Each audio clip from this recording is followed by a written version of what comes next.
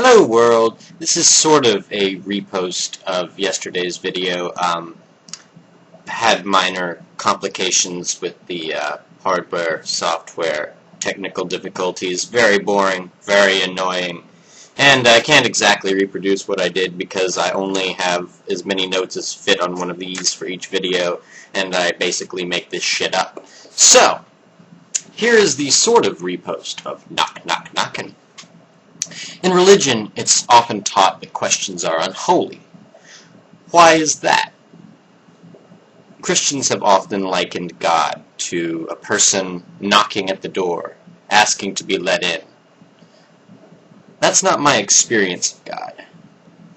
My experience of God is on the other side of the door, more of a mysterious apartment that people lead you to and say, "There's this wise old man that lives in here, and he'll answer all of your questions." And you knock on the door, and you wait.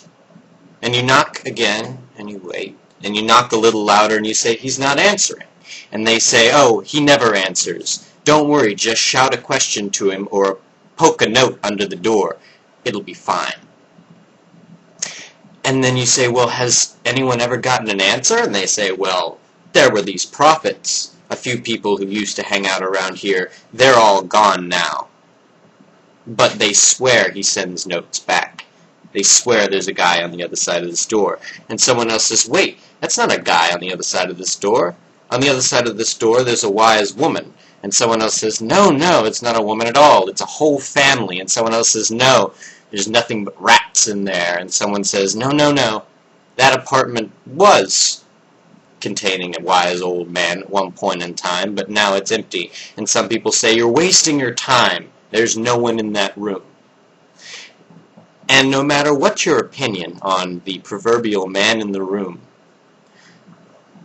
what's interesting about God is that everyone has to know the answer. Everyone sticks around in the apartment complex, arguing amongst themselves, arguing with themselves, trying to figure out about the man in the room. And I think atheists represent a strong contingent of those people hanging out in the apartment complex. They like to stand at the door and shout, "There's no man in the room! Don't go in there! You're wasting your time!" And some people, mostly agnostic atheists and deists, just kind of leave the complex and get on with their lives. But for many, many people, the question is so compelling that they can't put it aside in their mind. And I think I am one of these people, even though I'm very close to atheism in my thinking. There's no unholiness in speaking the truth. The Bible is factually incorrect, and that is not unholy. There are similar lapses, I'm sure, in the Quran, though I haven't read enough Quran to say that definitively. But you're looking at things that happened 2,000 to 5,000 years ago. There are almost no historians during that time. Until really the time of the Greeks and the Romans, things are not well documented. The Bible is one of the very first history books to unearth itself in the Western world, or what is now the Western world's history. The historical Christ is a very interesting figure because there is almost no doubt that there was a man, Jesus, son of Mary, who wandered around and helped people out and preached the word of his God and was rumored to do a miracle every once in a while. There's almost no doubt of that. The divinity of Christ? Who knows? The fact is, the Gospels of the Bible all are dated around 40 years after the death of Christ, which would mean that for any of those to be written by original apostles, they would have had to be around 15 years old at the time of the death of Christ. The biblical God is kind of a prick, really, about allowing people to think for themselves.